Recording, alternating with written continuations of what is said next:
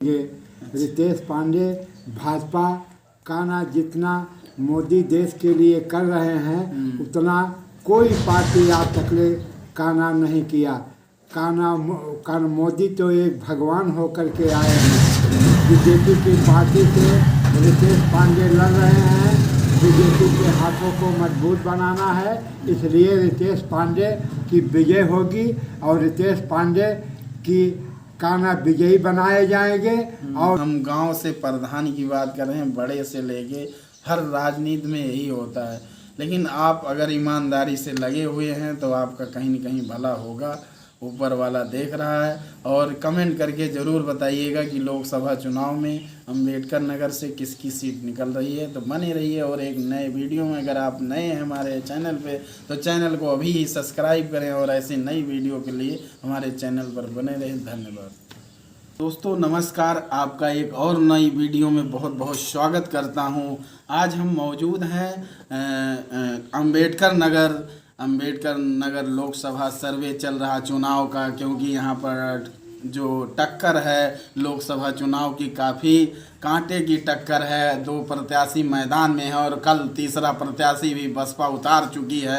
आप लोग देख रहे हैं मुस्लिम प्रत्याशी आया है, तो अपनी प्रतिक्रिया जरूर व्यक्त करिएगा और कमेंट में बताते रहिएगा कि अम्बेडकर नगर लोकसभा चुनाव कौन लीड कर रहा है, कौन जीत रहा है। क्योंकि यहाँ जो हम जनता में सर्वे कर रहे हैं, काफ़ी माहौल गर्म है और 50% बता रहे हैं रितेश पांडे को और 50% लालजी वर्मा को। और कल एक नया प्रत्याशी चुनाव मैदान में उतर चुका है जो कि बसपा उतार चुकी है। अभी थोड़ा नाम मुझे नहीं याद है, लेकिन मुस्लिम प्रत्याशी है।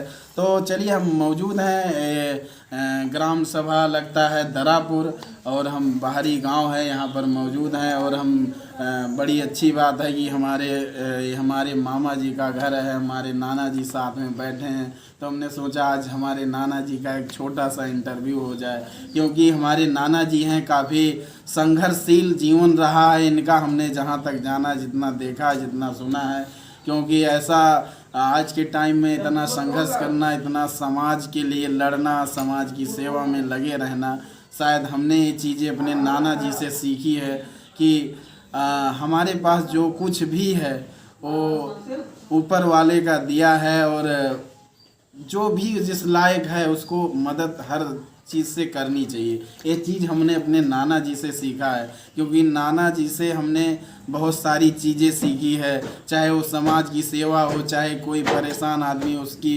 सहायता करना। अगर आपके पास कोई सामान है, कोई गांव में मांगने आ रहा, तो वो एक शब्द निकालता था तो वो दे देते थे। अपना सब कुछ लुटाने के लिए, गांव के लिए न्यौछावर रहे हैं, और बचपन से जीवन इनका काफ़ी संघर्षशील रहा है। तो चलिए, हम नाना जी से बात करेंगे और कुछ इनके विचारों को आपके सामने रखेंगे। तो नाना जी, तो पहले आपका बहुत बहुत स्वागत करता हूं, आपके चरणों में मेरा सादर प्रणाम। तो नाना जी, मैं पूछ रहा हूं कि लोकसभा चुनाव चल रहा है और दो प्रत्याशी मैदान में हैं। तो लालजी वर्मा हैं और उसके बाद में रितेश पांडे हैं, जो कि पहले भी सांसद रह चुके हैं बसपा से, और फिर से वो आ गए हैं बीजेपी में, बीजेपी का दामन थाम चुके हैं और वो चुनाव मैदान में हैं। तो आप दो शब्द बताइए, क्या इस बार बीजेपी यहाँ से सीट निकाल सकती है? क्योंकि पहली बार यहाँ से जब बीजेपी की लहर आई थी तो यहाँ से हरिओम पांडे जी ने, बिल्कुल हरिओम पांडे को कोई जानता नहीं था, लेकिन एक प्रकार से मोदी लहर चली थी तो उसमें हरिओम पांडे जीते थे।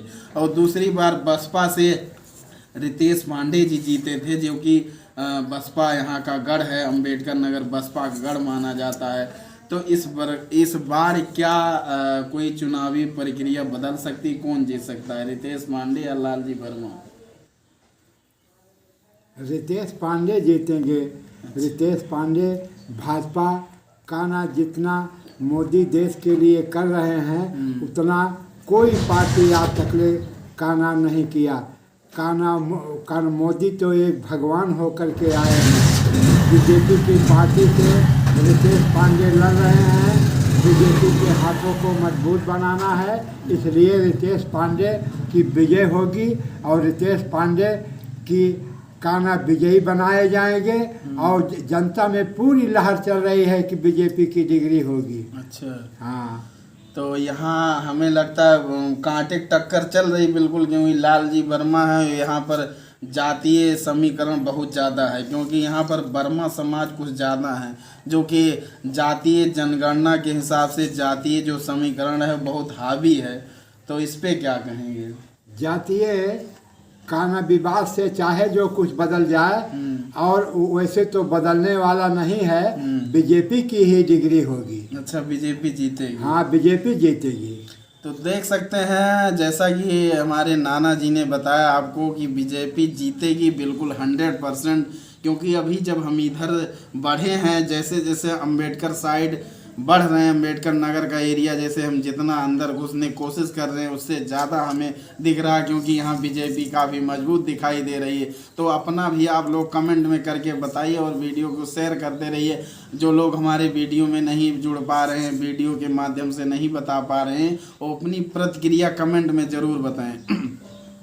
तो हम नाना जी से हम अपने एक सवाल और करेंगे। तो नाना जी, हम आपको अब इतनी उम्र हो गई हमारी बचपन से, और हमने जो सुना है आप काफ़ी समाज, एक तरीके समाज सेवी रहे हैं, गांव समाज की बहुत मदद की है। अगर आपके पास कुछ रहता था, कोई आपके घर पे, आपके द्वार पे आपको मांगने आ जाता, कभी मना नहीं किए और पूरी तरह से समाज सेवा की है। क्या कहना चाहेंगे? और आप एक बार प्रधानी भी लड़ चुके हैं, आपने जिसका मदद की थी, रात दिन आप जिसके लिए लगे थे, हमेशा पूरा जीवन जिसके लिए न्यौछावर कर दिया, लास्ट में वही बदल गया और आप चुनाव जीते हुए थे। पूरा समाज, गांव, देश सब कह रहा था, लेकिन कहीं न कहीं कुछ कमी रह गई थी, उस पर आप 2 शब्द बताइए।